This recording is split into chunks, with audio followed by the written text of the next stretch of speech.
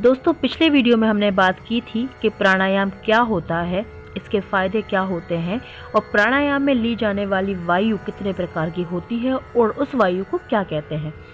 आज हम आपको बताने वाले हैं कि अगर आपको योग और ध्यान के बारे में कोई विशेष नॉलेज नहीं है, कोई विशेष अभ्यास भी नहीं है, तो भी आप प्राणायाम के पूरे फायदे कैसे ले सकते हैं और अपने जीवन को चमत्कारों से भर सकते हैं। दोस्तों, श्वास और प्रश्वास वैसे भी एक सहज प्रक्रिया होती है और जीवनदायिनी होती है, लेकिन जीवन में संयम न होने के कारण ये क्रिया भी असहज हो जाती है। मानसिक और शारीरिक रोगों की यही वजह है। प्राणायाम की ये क्रियाएं इसी मायने में सबसे महत्वपूर्ण हो जाती हैं कि ये शरीर में प्राणों की गति को गहरा और व्यवस्थित करती हैं। दिखने में सामान्य ये सारी प्रक्रियाओं के परिणाम चमत्कारों से भरे होते हैं।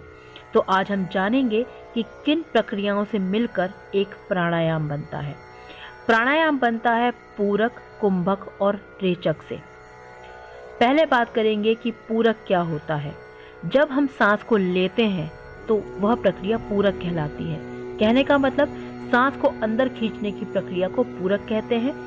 सांस खींचते समय प्रायः ये भावना दी जाती है कि सांस के साथ साथ ईश्वरीय सत्ता हमारे शरीर में प्रविष्ट कर रही है। दूसरी प्रक्रिया होती है कुंभक। सांस को शरीर में ही रोके रखने की क्रिया को कुंभक कहते हैं। इसके दो भेद होते हैं, बाह्य कुंभक और आंतरिक कुंभक। जब हम श्वास को लेते हैं और अंदर ही कुछ देर के लिए रोक कर रखते हैं तो यह आंतरिक कुंभक कहलाता है, और जब हम श्वास को छोड़ते हैं और कुछ देर के लिए सांस को बाहर ही छोड़कर रखते हैं तो यह बाह्य कुंभक कहलाता है। इसके बाद आता है रेचक। सांस को शरीर के बाहर निकालने की प्रक्रिया रेचक कहलाती है।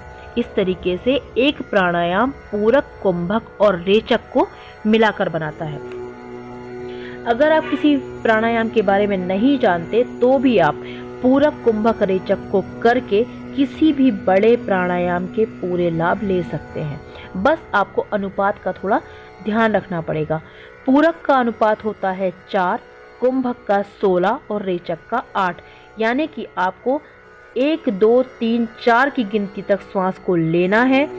1 से लेके 16 तक की गिनती तक सांस को अंदर ही रोक के रखना है और इसके बाद 1 से 8 तक की गिनती करते हुए श्वास को बाहर छोड़ना है। ये एक पूरा प्राणायाम हो जाता है, लेकिन आपको इस बात का विशेष ध्यान रखना है कि ये प्रक्रिया बिल्कुल सहजता से होनी चाहिए। बलपूर्वक इस प्रक्रिया को नहीं करना है। इसमें आप किसी इष्ट का नाम भी ले सकते हैं, जैसे कि अगर आप शिव भक्त हैं तो 4 शिव नाम तक आप श्वास को खींचें, 16 शिव नाम तक आप श्वास को अंदर ही रोक कर रखें और 8 शिव नाम तक आप श्वास छोड़ें। इसी तरीके से कुछ लोग ओम के साथ भी इस अनुपात को जोड़कर करते हैं।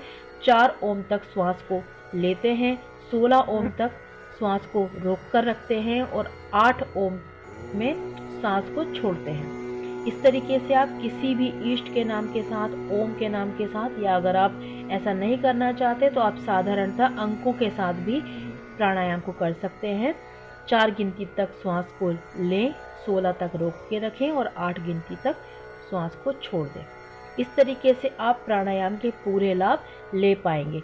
जिनको अस्थमा है या श्वास से संबंधित कोई भी समस्या है वो इस अनुपात को आधा भी कर सकते हैं।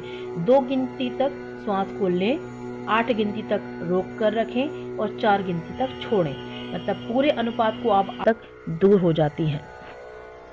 जब भी आप प्राणायाम करने बैठें तो आपका मेरुदंड यानी कि आपकी रीढ़ की हड्डी पूरी सीधी होनी चाहिए और बहुत सहजता के साथ आपको प्राणायाम करना चाहिए। समय का भी ध्यान रखना चाहिए। अगर आप एक आसन, एक समय का ध्यान रखेंगे तो आप प्राणायाम के भरपूर लाभ ले पाएंगे।